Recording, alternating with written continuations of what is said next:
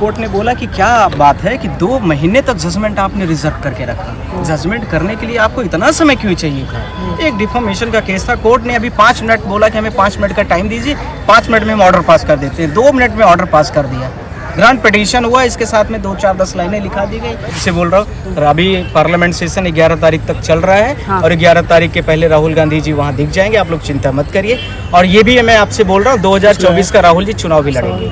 Court ने समझ लिया कि इनके पास कोई ग्राउंड नहीं है, कोई बेस नहीं है। ये सिर्फ और सिर्फ राहुल गांधी को डिफेम करने के लिए, एक पॉलिटिकल रॉयल फैमिली को डिफेम करने के लिए, जिस भारत में आपने देखा होगा कि 1951 में कुछ भी नहीं था, भूखा कंगाल देश को ले आकर के आज भारत विश्व की तीसरी सबसे बड़ी इकोनॉमी में खड़ा कर दिया। आज उस देश के उस सक्सेसर को आगे आकर के, जो प्रधानमंत्री का सबसे बड़ा दावेदार है, उसको ले आकर के एक सड़े से मतलब ऐसी चीज़ों में आप पूरे देश में घुमा रहे हैं। क्या दिखाना चाहते हैं?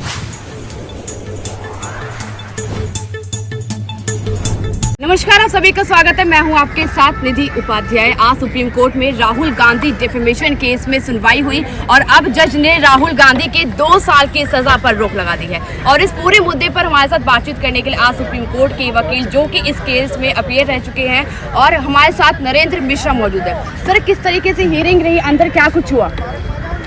देखिए, आप लोगों के मीडिया के माध्यम से मैंने 2-3 बार बोला है और आज फिर से वही चीज़ रिपीट कर रहा हूँ कि this is the not case of the 302 heinous crimes, 307 and others types of the cases.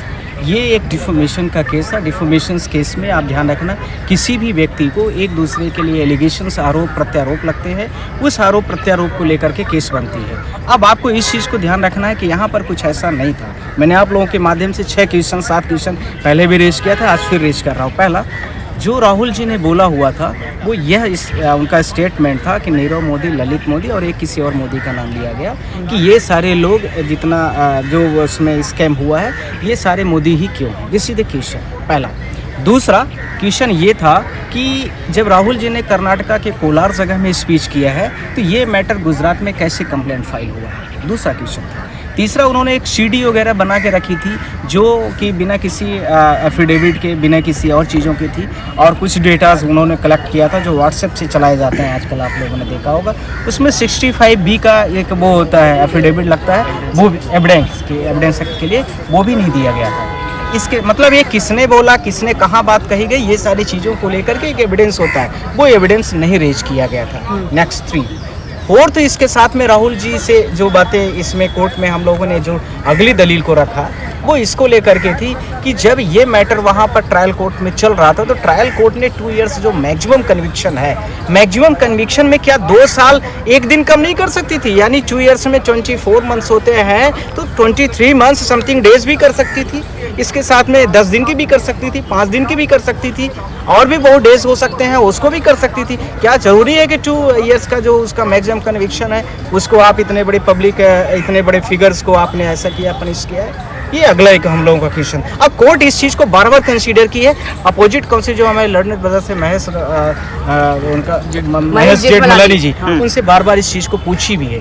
चौथा क्वेश्चन कि आप देखिए कि जो ट्रायल कोर्ट ने किया है, सेशन ने किया, उसके पहले लर्नड कोर्ट हमारा मजिस्ट्रेट ने किया, उसके और आगे आइए तो आपने देखा होगा हाई कोर्ट ने किया। हाई कोर्ट ने 2 मंथ्स के बाद में ऑर्डर पास कर रहा है। बहुत जल्दी ऑर्डर पास हुआ, बहुत बड़ा मैटर था, ऐसे थोड़ी हो सकता है। तो इस पर कोर्ट ने संज्ञान भी लिया और उसमें कोर्ट के नज़र में ये जो लर्नड ब्रदर को लेकर के चीज़ें हुई हैं, उसको लेकर के भी उन्होंने स्टेटमेंट दिया कि ऐसे नहीं करना चाहिए। नेक्स्ट जो इसमें पॉइंट था, जो मेजर पॉइंट है, उन्होंने एक इसका क्या नाम है, राफेल का भी केस लेके आए हैं कि मोदी चोर है को राहुल जी ने बोला हुआ है।